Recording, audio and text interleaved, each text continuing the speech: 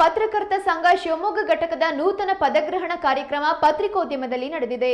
ಶಿವಮೂರ್ತಿ ವೃತ್ತದಿಂದ ಆರ್ಟಿಒ ಕಚೇರಿ ರಸ್ತೆಯಲ್ಲಿರುವ ಪತ್ರಿಕಾ ಭವನದವರೆಗೂ ಡೊಳ್ಳು ಮತ್ತು ವಾದ್ಯಗಳೊಂದಿಗೆ ಮೆರವಣಿಗೆ ನಡೆಸಲಾಯಿತು. ನಂತರ ಪತ್ರಿಕಾ ಭವನದಲ್ಲಿ ನಡೆದ ವೇದಿಕೆ ಕಾರ್ಯಕ್ರಮದಲ್ಲಿ ಮಾತನಾಡಿದ ರಾಜ್ಯ ಮಾಹಿತಿ ಆಯೋಗದ ಆಯುಕ್ತ ರುದ್ರಣ್ಣ ಹರ್ತಿಕೋಟಿ, ಪತ್ರಕರ್ತರು ಆರೋಗ್ಯ ಕಾಪಾಡಿಕೊಳ್ಳಿ, ಪತ್ರಕರ್ತರೆಂಬ ಪರಿಕಲ್ಪನೆಯೇ ಬದಲಾಗಿದೆ. ಕಾರ್ಯಮರೆತ ಪತ್ರಕರ್ತರೆಂದು ಕಾರ್ಯನಿರತ ಪತ್ರಕರ್ತರ ಸಂಘವನ್ನ ಲೇವಡಿ ಮಾಡಲಾಗುತ್ತಿತ್ತು. ಈಗ ಶಿವಾನಂದ ತಗಡೂರು ಅವರು ರಾಜ್ಯಾಧ್ಯಕ್ಷರಾದ ನಂತರ ಈ ಲೇವಡಿಯನ್ನ ಬದಲಾಯಿಸಿದ್ದಾರೆ ಎಂದರು. ಇನ್ನು ಪತ್ರಕರ್ತರ ಪಿಂಚಣಿ ವ್ಯವಸ್ಥೆ ಬದಲಾಗಬೇಕಿದೆ. ಸಾಕಷ್ಟು ನಿವೃತ್ತ ಪತ್ರಕರ್ತರು ಸಂಕಷ್ಟದಲ್ಲಿದ್ದಾರೆ. ನಿಯಮಾವಳಿಗಳು ಬದಲಾಗಬೇಕು. ಮುಂದಿನ ಪತ್ರಕರ್ತರು ಸೌಲಭ್ಯ ಪಡೆಯುವಂತಾಗಬೇಕು. ವಾರ್ತಾ ಇಲಾಖೆ ಅಧಿಕಾರಿಗಳು ಪಿಂಚಣಿ ನೀಡಲು ಬದಲಾಗಬೇಕಿದೆ ಎಂದರು. ಕಾರ್ಯನಿರತ ಪತ್ರಕರ್ತರು ಮೇಲ್ಮನವಿ ಸಲ್ಲಿಸಿ ರಿಯಾಕ್ಷನ್ ಮತ್ತು ಊಹಾ ಪತ್ರಿಕೋದ್ಯಮದಿಂದ ದೂರವಿರಬೇಕು. ಪತ್ರಕರ್ತರು ಅಭಿವೃದ್ಧಿ ಮತ್ತು ತನಿಖಾ ಪತ್ರಿಕೋದ್ಯಮದ ಬಗ್ಗೆ ಗಮನ ಹರಿಸಿ ಎಂದು ಕರೆ ನೀಡಿದರು.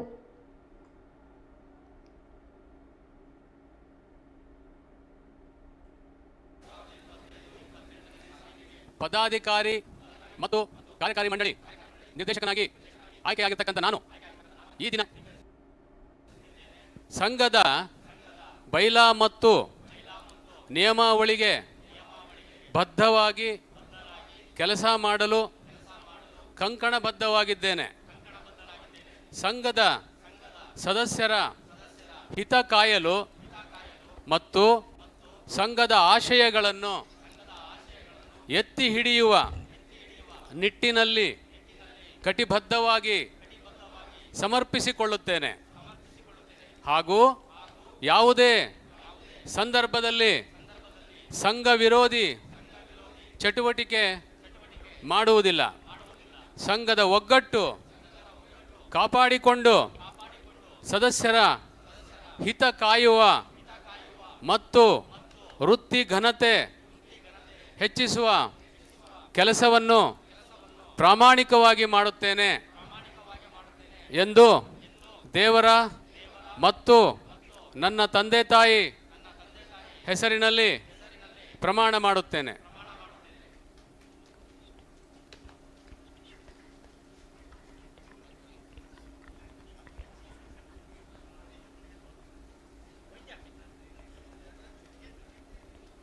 ಜವಳಿ ನಿಗಮದ ಅಧ್ಯಕ್ಷರು ಬಂದಿದ್ದಾರೆ, ಅವ್ರಿಗೂ ಕೂಡ ಸ್ವಾಗತವನ್ನು ಕೋರ್ತೇವೆ. ಅಂತೆಯೇ ಡಾಕ್ಟರ್ ಶ್ರೀಧರ್ ಅವರು ಬಂದಿದ್ದಾರೆ, ಅವ್ರಿಗೂ ಕೂಡ ಸ್ವಾಗತವನ್ನು ಕೋರ್ತೇನೆ. ಹಾಗೆಯೇ ಆರ್ಯ ಸಿನಿಮಾ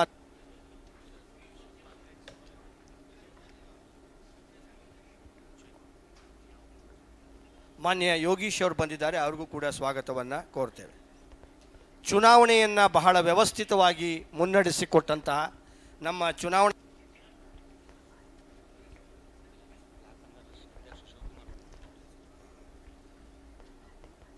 ಮಾನ್ಯ ಶಿವಕುಮಾರ್ ಅವರಿಗೆ ಕೂಡ ನಾನು ಈ ಸಂದರ್ಭದಲ್ಲಿ ಚುನಾವಣೆಗಳನ್ನು ನಡೆಸೋದು ಬಹಳ ಕಷ್ಟ, ಅದನ್ನು ತುಂಬ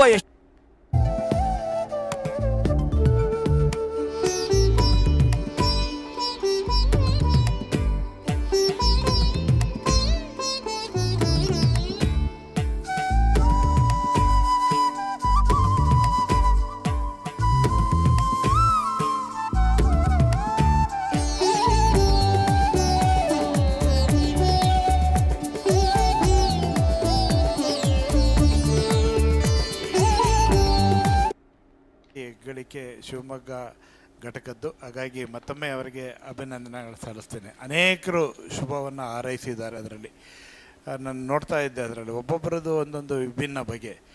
ಬಹುಶಃ ಕಳೆದು ಹೋದ ಒಂದು ಮೆರಗನ್ನು ಮತ್ತೆ ತಂದು ಕೊಟ್ಟಿದ್ದ ಅವಧಿ ಯಾವುದಾದ್ರು ಇದೆ ಅಂದರೆ ಶಿವಮೊಗ್ಗ ಜಿಲ್ಲಾ ಘಟಕಕ್ಕೆ ಈ ಬಾರಿಯ ಅವಧಿ ಅಂತೇಳಿ ನಾನು ಭಾವಿಸ್ತೇನೆ. ಹಾಗಾಗಿ ಈ ಸಂಭ್ರಮ ಕಾಣಲಿಕ್ಕೆ ಸಂಘ ಮತ್ತೆ ಆಯಕಟ್ಟಿನ ಸ್ಥಾನದಲ್ಲಿ ಗಟ್ಟಿಯಾಗಿ ನಿಲ್ಲಕ್ಕೆ ಯಾರೆಲ್ಲ ಶ್ರಮವನ್ನು ಹಾಕಿದ್ದೀರಿ, ಯಾರೆಲ್ಲ ಪರಿಶ್ರಮವನ್ನು ಪಟ್ಟಿದ್ದೀರಿ, ಅವರೆಲ್ಲರಿಗೆ ಮತ್ತೊಮ್ಮೆ ನಿಮ್ಮೆಲ್ಲರ ಜೋರು ಚಪ್ಪಾಳೆ ಮೂಲಕ ನಾನು ರಾಜ್ಯ ಸಂಘದಿಂದ ಕೂಡ ಅಭಿನಂದಿಸ್ತೇನೆ.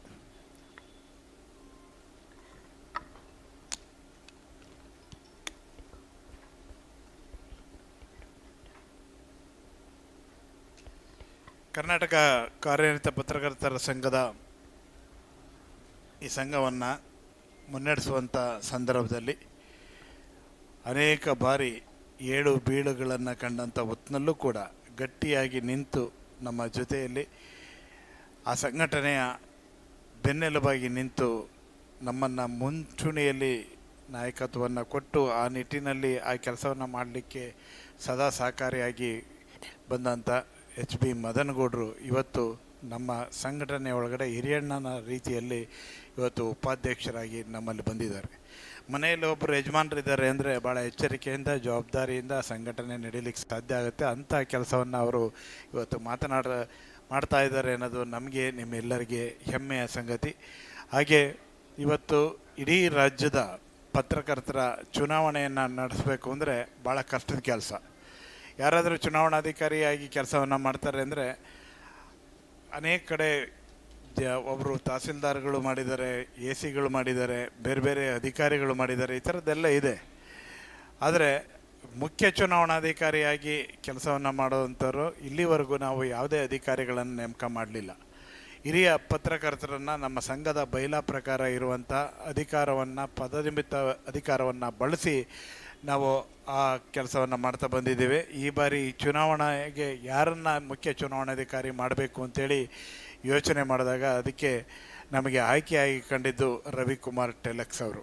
ಅದು ನಿಮ್ಮ ಜಿಲ್ಲೆಯವರು, ಜೊತೆಗೆ ಈ ಜಿಲ್ಲಾ ಸಂಘದ ಅಧ್ಯಕ್ಷರಾಗಿ ಸಂಘವನ್ನು ಮುನ್ನಡೆಸಿದಂಥವ್ರು. ಹಾಗಾಗಿ ಯಾಕೆ ಅವ್ರನ್ನ ಆಯ್ಕೆ ಮಾಡಿದ್ವಿ ಅಂದರೆ ಬಹುಶಃ ನೀವು ಎಲ್ಲ ನಾವು ಏನಾರು ಕೇಳಿದರೆ ಸಂಘದ ಬೇರೆ ಬೈಲ ತೆಗೆದು ಆ ಸೆಕ್ಷನ್ನು ಈ ಸೆಕ್ಷನ್ ಎಲ್ಲ ನೋಡಿ ಹೇಳಬೇಕು.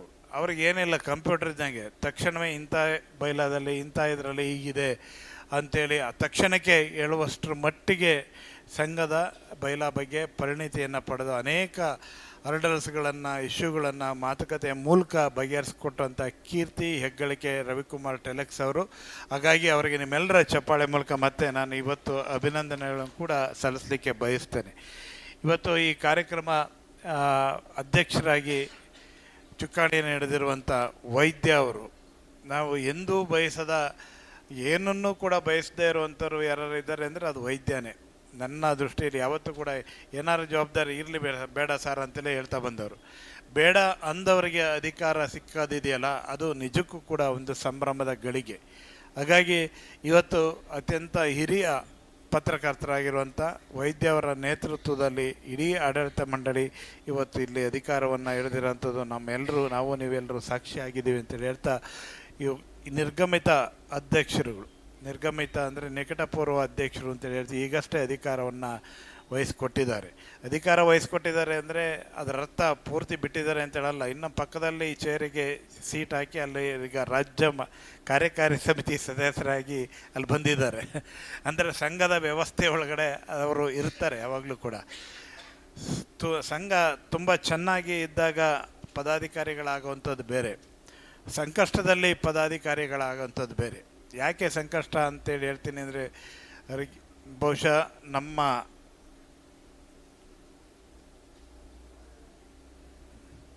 ಶಿವಕುಮಾರ್ ಅವರು ಅಧ್ಯಕ್ಷರಾಗಿ ಅದರ ಚುಕ್ಕಾಣಿಯನ್ನು ಹಿಡಿದಂಥ ಸಂದರ್ಭದಲ್ಲಿ ಇಲ್ಲಿ ಅನೇಕ ಸಮಸ್ಯೆಗಳಿತ್ತು, ಹರ್ಡಲ್ಸ್ ಇತ್ತು, ಬೇರೆ ಬೇರೆ ಇಶ್ಯೂಸ್ ಇತ್ತು. ಅವೆಲ್ಲವೂ ಹೇಗೆ ನಿಭಾಯಿಸಬೇಕು ಅನ್ನೋದು ಕೂಡ ಭಾಳ ದೊಡ್ಡ ಸವಾಲು ನಮ್ಮ ಎದುರುಗಡೆ ಇತ್ತು. ಒಂದು ಹಂತಕ್ಕೆ ಶಿವಮೊಗ್ಗದಲ್ಲಿ ಸಂಘವೂ ಇಲ್ಲ ಅನ್ನುವಂಥ ಮಾತನ್ನು ಕೂಡ ಕೇಳಬೇಕಾದಂಥ ಪರಿಸ್ಥಿತಿ ಕೂಡ ಬಂದಿತ್ತು. ಆದರೆ ಅಂಥ ಹೊತ್ತಿನಲ್ಲಿ ಗಟ್ಟಿಯಾಗಿ ನಿಂತಂಥವರು ಶಿವಕುಮಾರ್ ಮತ್ತು ರವಿಕುಮಾರ್ ಟೆಲಕ್ಸ್ ಅವರು. ರಾಜ್ಯ ಸಂಘದ ಹೆಗಲಿಗೆ ಹೆಗಲು ಕೊಟ್ಟು ದುಡಿದಂಥವರು ಈ ಇಬ್ಬರು.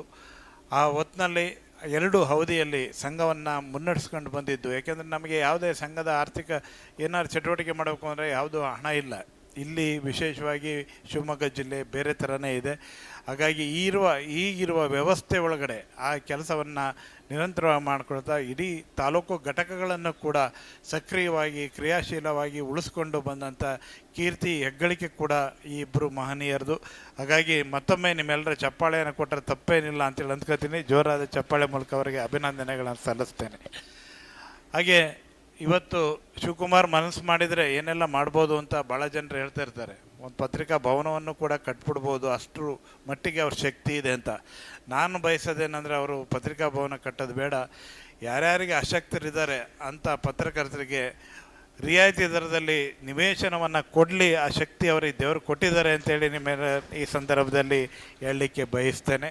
ಅದನ್ನು ದಯಮಾಡಿ ಆ ನಿಟ್ಟಿನಲ್ಲಿ ಅವರ ಕೆಲಸವನ್ನು ಕನಿಷ್ಠ ಯೋಚನೆಯನ್ನು ಇಟ್ಕೊಂಡು ಮಾಡಲಿ. ನಿಮ್ಮೆಲ್ಲರ ಸಹಕಾರ ಅವರಿಗೆ ದೊರೆತರೆ ಬಹುಶಃ ಒಂದು ಪತ್ರಕರ್ತರ ಲೇಔಟ್ ಕೂಡ ಆಗಲಿಕ್ಕೆ ಸಾಧ್ಯ ಇದೆ. ಆ ದೃಷ್ಟಿಯಲ್ಲಿ ಆ ಕೆಲಸ ಆಗಲಿ ಅಂತೇಳಿ ನಾನು ಬಯಸ್ತೇನೆ.